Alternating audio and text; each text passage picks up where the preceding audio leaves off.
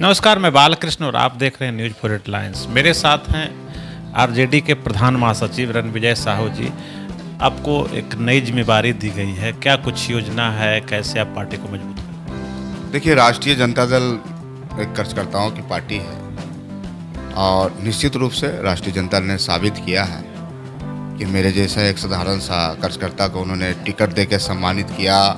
बिहार विधानसभा में गरीबों को आवाज़ उठाने का मौका दिया और आज राष्ट्रीय जनता दल ने बिहार के प्रधान महासचिव बना के जो जवाबदेही मुझे देने का काम किया गया, तो मैं आभार जताना चाहता हूं माननीय राष्ट्रीय अध्यक्ष जी का, लालू प्रसाद जी का, माननीय उप मुख्यमंत्री तेजस्वी प्रसाद यादव जी का, माननीय जगदा बाबू का।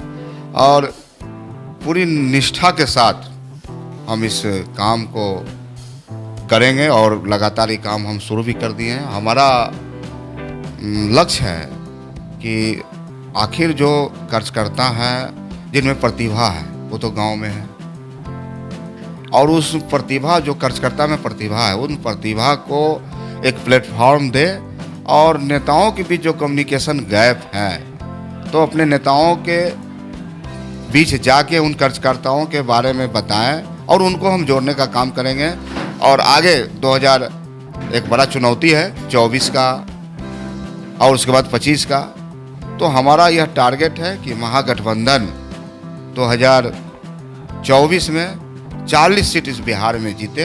हमारा यही लक्ष्य है और इसी लक्ष्य को लेके हम संगठन को प्राथमिकता देना चाहते हैं, क्योंकि संगठन से बड़ा कोई नहीं होता है। और कम्युनिकेशन गैप की बात कही, उस बात को छेड़ दिया आप खुद, इसलिए हम चर्चा उस पर करेंगे।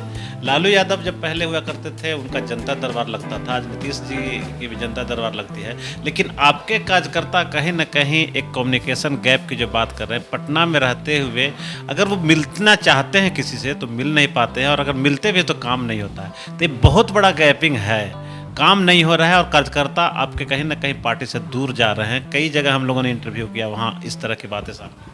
देखिए, राष्ट्रीय जनता दल एक कार्यकर्ताओं की पार्टी है, मैंने कहा, और यह दल का जो संरचना है अम्बेडकरवादी है, लालूवादी है, कपूरीवादी है, लोहियावादी है, तो इसका जो मापदंड है और कार्यकर्ताओं का जो एक जन समूह है, तो निश्चित रूप से माननीय लालू प्रसाद यादव जी, तेजस्वी जी तो आगे बढ़ाते रहे हैं। अब मुन्नी रजक इसी दल की एक सदस्य रही हैं, आज देखिए बिहार विधान परिषद का शोभा बढ़ा रही है। तो ऐसे दर्जनों उदाहरण है जिसको कार्यकर्ताओं को माननीय लालू प्रसाद यादव जी ने और राष्ट्रीय जनता दल ने सम्मानित करने का काम किया है।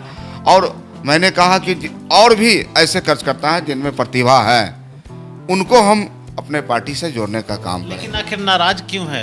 कार्यकर्ता आते हैं, कहते हैं कि मेरा कोई काम नहीं होता है। लालू यादव के दौर में एक था कि एक प्रखंड अध्यक्ष भी अगर होते थे उनकी बात सुनी जाती थी, आज क्यों नहीं सुनी जा रही? आपकी सरकार है, कई महीनों से आप सरकार में, लेकिन कार्यकर्ता का सीधा आरोप है कि उनका कोई काम नहीं होता है। लीगल हो जो भी काम वो देते हैं जो कि होना चाहिए। वैसे तो कहा जाता है कि आरजेडी के कार्यकर्ता का गलत डिमांड रहता है, लेकिन ऐसा कुछ नहीं कहते, हमारे सही काम है वो भी नहीं हो रहे। आखिर क्यों?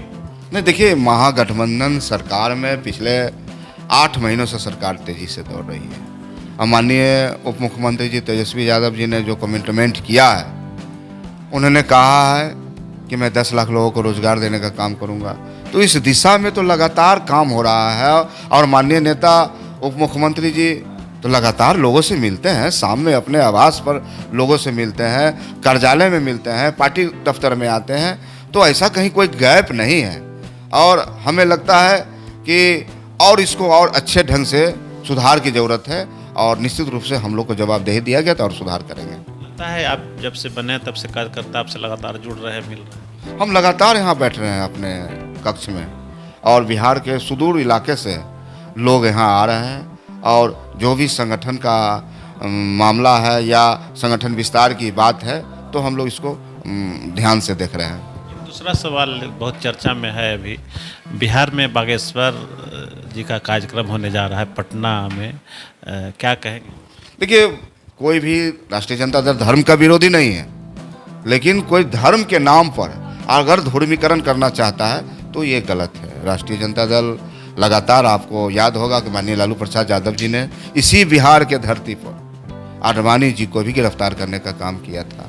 तो निश्चित रूप से यह शासन माननीय नीतीश कुमार जी के नेतृत्व में चल रहा है, माननीय तेजस्वी प्रसाद यादव जी के नेतृत्व में चल रहा है और महागठबंधन की सरकार चल रही है। किस प्रकार से इन्होंने गड़बड़ी की, सासाराम में इन्होंने गड़बड़ी की और देखिए पूर्व विधायक वहाँ आज सलाखों के पीछे हैं। आज बिहार शरीफ में किस प्रकार से इन्होंने ध्रुवीकरण करने का प्रयास किया है। तो सारी प्रक्रिया या बिहार एक ऐसा स्टेट है कि यह जननायक कर्पूरी ठाकुर का धरती है और यहाँ का जो विचार है लोगों में, तो यहाँ के एक बिहार का जो एक छाप है यहाँ के लोगों में, कहीं ना कहीं लोग इनको बुद्धिजीवी लोग कहते हैं, यहाँ के लोग मैच्योर होते हैं। तो हमें नहीं लगता है कि जिस प्रकार से बागेश्वर बाबा का चर्चा है, कोई ज़रूरत है इनकी चर्चा करने की। और हम कुछ माहौल का असर कुछ होगा क्या उनके आने से? आपको कोई दिक्कत है क्या? आरजेडी को दिक्कत, सरकार को दिक्कत? कोई लोग आवे जाएं, जो सरकार का नियमावली है या सरकार का जो मापदंड है उनके अनुसार सबको संविधान ने अधिकार दिया है अपनी बात रखने का। लेकिन धर्म के नाम पर अगर ध्रुवीकरण की बात करना चाहते हैं तो निश्चित रूप से किसी को भी अच्छा नहीं लगेगा, सरकार को भी अच्छा नहीं लगेगा। सरकार की ये प्राथमिकता है, पूरी जवाबदेही है कि धर्मनिरपेक्षता, संप्रभुता और धर्म निरपेक्ष की बात करे और इसी आधार पर सरकार चलाने का काम करे। ऐसा नहीं है कि तेज प्रताप जी के बयान के बाद उनको और पब्लिसिटी मिल रही है बागेश्वर बाबू? तेज प्रताप जी माननीय मंत्री हैं और हम लोग के माननीय नेता भी हैं। उन्होंने जो बागेश्वर बाबा के बारे में जो बयान दिया है, तो निश्चित रूप से तेज प्रताप जी तो लगातार वह धर्म से हमेशा जुड़े रहते हैं और वे भक्त हैं, कृष्ण भगवान के भक्त हैं, बराबर मथुरा जाते हैं, सब लोग जानते हैं और कितने दयालु हैं आप समझ सकते हैं। तो उन्होंने जो कहा है सही कहा है। आप लोग जाएंगे क्या, उनका सुनेंगे? आप सुनेंगे? नहीं, हम तो अपने राष्ट्रीय जनता दल के संगठन में विश्वास रखने वाले लोग हैं, तो हम तो काम में विश्वास करते हैं। तो निश्चित रूप से हम लोग काम के आधार पर पार्टी को आगे बढ़ाना चाहते हैं, संगठनों को आगे बढ़ाना चाहते हैं। तो बागेश्वर बाबा का कार्यक्रम से कहीं ना कहीं आरजेडी दूरी बनाए हुए है और रणविजय जी का भी सारा साफ है कि इन्हें फुर्सत नहीं है उस तरह के कार्यक्रम में शामिल होने के लिए या फिर सहयोग करने के लिए। लेकिन बागेश्वर बाबा के आने के बाद, उनके आने की चर्चा के बाद बिहार में एक नई चर्चा हो रही है और कहीं ना कहीं विवाद के रूप में इसको सामने लाया जा रहा है। लेकिन अब देखने वाली बात होगी कि क्या बागेश्वर बाबा के आने के बाद बिहार के राजनीतिक परिदृश्य में कुछ चेंजिंग होती है, कुछ नयापन आता है या फिर उससे किसको घाटा होता है, या देखने वाली बात हो। नमस्कार।